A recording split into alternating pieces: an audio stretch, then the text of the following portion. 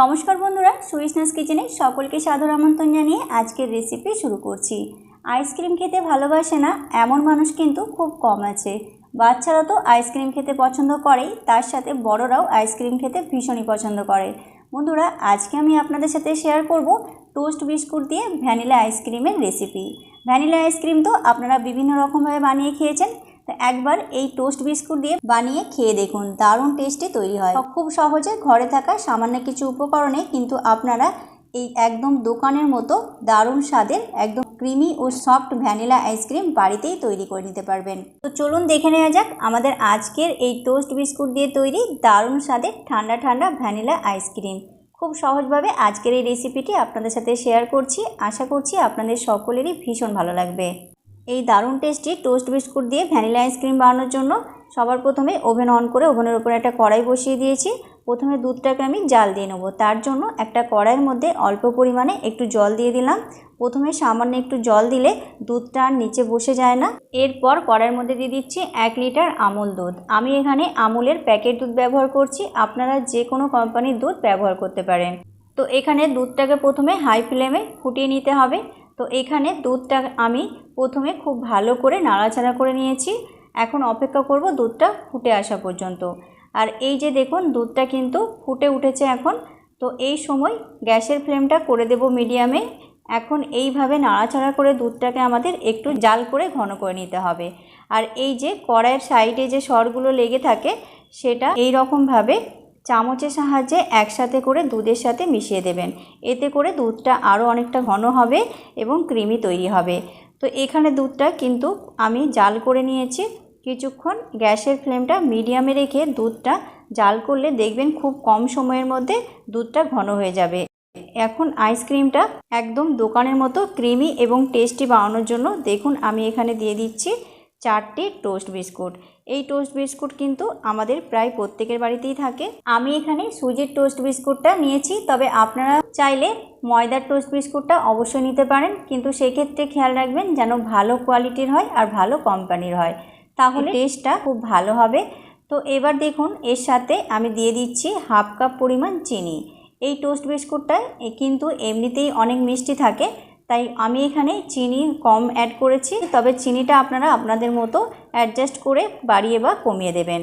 এবার গ্যাসের ফ্লেমটা মিডিয়াম করে দুধটা এইভাবে অনবরত নাড়াচাড়া করে এটা দুধের সাথে মিশিয়ে নিতে হবে কিছুক্ষণ, খুব ভালো করে।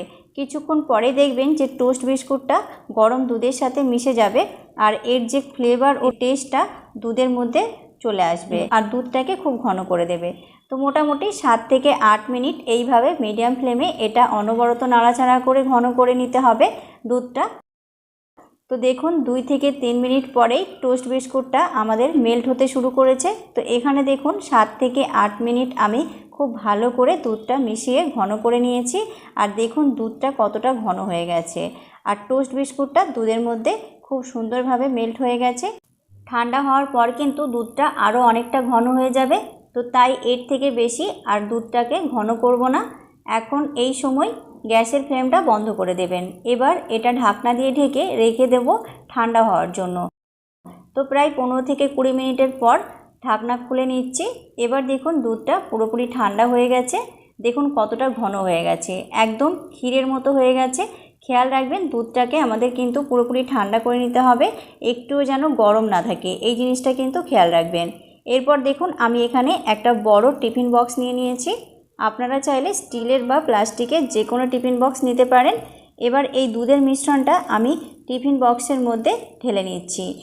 তারপর এটা ঢাকনা দিয়ে ঢেকে 3 ঘন্টা আমি ডিপ ফ্রিজে রেখে দেবো। কম করে 3 ঘন্টা তো রাখতেই হবে। 3 ঘন্টা পর টিফিন বক্সটাকে আমি এবার ডিপ ফ্রিজ থেকে বের করে নিয়েছি। ঢাকনা খুলে নিচ্ছি, দেখে নিচ্ছি আমাদের আইসক্রিমটা কেমন জমেছে। আইসক্রিমটা কিন্তু মোটামুটি জমেছে। আইসক্রিমের মিশ্রণটা কিন্তু পুরোপুরি জমতে দেওয়া যাবে না। এই দেখুন কিছুটা পরিমাণ মানে কিছুটা অংশ জমেছে আর কিছুটা অংশ একটু লিকুইড আছে। এই রকম অবস্থাতেই কিন্তু ফ্রিজ থেকে এটা বের করে নিতে হবে। এরপর একটা মিক্সার গ্রাইন্ডার জার নিয়ে নিয়েছি। এখন এই দুধের মিশ্রণটা একটা মিক্সিং জারের মধ্যে নিয়ে নিচ্ছি। সম্পূর্ণ মিশ্রণটাই কিন্তু জারের মধ্যে নিয়ে নিতে হবে। এবার এর মধ্যে আমি দিয়ে দিচ্ছি 1/2 কাপ পরিমাণ ফ্রেশ ক্রিম। আমুলের যে ফ্রেশ ক্রিমগুলো পাওয়া যায় সেগুলোকেই এর মধ্যে ব্যবহার করেছি আমি। ফ্রেশ ক্রিম মেশালে খুব সুন্দর একটা ক্রিমি টেক্সচার আসে।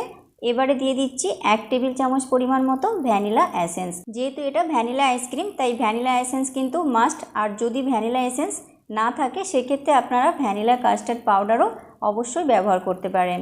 এবার ঢাকনাটা দিয়ে মিক্সিতে এটাকে ব্লেন্ড করে নিতে হবে। আর অনেকক্ষণ ধরে একেবারেই মিক্সিতে ঘোরাবেন না, মিনিট 3 সময় ধরে মিক্সিতে ভালো করে মিক্স করে নিতে হবে। আর দেখুন মিশ্রণটা আমার তৈরি করা নেওয়া হয়ে গেছে। দেখুন মিশ্রণটা কত ক্রিমি তৈরি হয়েছে। এবার মিশ্রণটা আবারও সেই একই টিফিন বক্সের মধ্যে ঢেলে নেব। এবার অ্যালুমিনিয়াম ফয়েল পেপার দিয়ে আমি এটাকে ঢেকে দেব। তাহলে কি হবে, আইস ক্রিস্টাল এর ওপরে ক্রিয়েট হবে না। তাই অবশ্যই কিন্তু এর ওপরে এইভাবে ফয়েল পেপার দিয়ে খুব ভালোভাবে এটা ঢেকে দিতে হবে। আইস ক্রিস্টাল ক্রিয়েট হলে কিন্তু আইসক্রিম পারফেক্ট তৈরি হবে না। এরপর এটা ঢাকনা দিয়ে আমি 8 থেকে 9 ঘন্টা ডিপ ফ্রিজে রেখে দেবো আইসক্রিমটা সেট হওয়ার জন্য। 8 থেকে 9 ঘন্টা আইসক্রিমটা আমি ডিপ ফ্রিজে রেখে ভালো করে জমিয়ে নিয়েছি। ঢাকনাটা আর ফয়েল পেপারটা খুলে আমি আপনাদেরকে দেখাচ্ছি আমাদের ভ্যানিলা আইসক্রিমটা কেমন তৈরি হয়েছে। দেখুন আইসক্রিমটা কিন্তু খুব সুন্দরভাবে সেট হয়ে গেছে। তো আমি এখন এটা সার্ভ করে নিচ্ছি। দেখুন কত সুন্দরভাবে আমাদের এই দারুণ টেস্টি ভ্যানিলা আইসক্রিম তৈরি হয়েছে। দেখে আপনারা বুঝতেই পারছেন কতটা ক্রিমি পারফেক্ট টেক্সচারের এই আইসক্রিমটা তৈরি হয়েছে। মুখে দেওয়ার সাথে সাথেই কিন্তু জাস্ট মিলিয়ে যাবে। এতটা ক্রিমি এবং সফট এই আইসক্রিমটা তৈরি হবে, খেতে একদম দোকানের মতো ভ্যানিলা আইসক্রিমের মতো। তো বন্ধুরা, বাড়িতে থাকা উপকরণ দিয়ে একদম অন্যরকমভাবে আমি এই ভ্যানিলা আইসক্রিমটি তৈরি করেছি। আমাদের আজকের এই টোস্ট বিস্কুট দিয়ে তৈরি দারুণ স্বাদের ভ্যানিলা আইসক্রিমের রেসিপি আপনাদের কাছে কেমন লাগলো অবশ্যই কমেন্টের মাধ্যমে জানাবেন। যদি ভালো লেগে থাকে তাহলে আপনারাও বাড়িতে ঠিক এই রকমভাবে টোস্ট বিস্কুট দিয়ে এইভাবেই বানিয়ে নিতে পারেন এই দারুণ স্বাদের ভ্যানিলা আইসক্রিম। আশা করি আপনাদের সকলেরই ভীষণ ভালো লাগবে। আর ভিডিওটি ভালো লাগলে লাইক কমেন্ট শেয়ার করে চ্যানেলটি সাবস্ক্রাইব করে পাশে থাকার অনুরোধ রইল। তো আজ এই পর্যন্ত, আজ এখানেই বিদায় নেব। আবারও দেখা হবে আগামী পর্বে নতুন একটা সহজ রেসিপি নিয়ে। তো ততক্ষণ পর্যন্ত আপনারা খুব ভালো থাকবেন, সুস্থ থাকবেন। Tata, bye bye.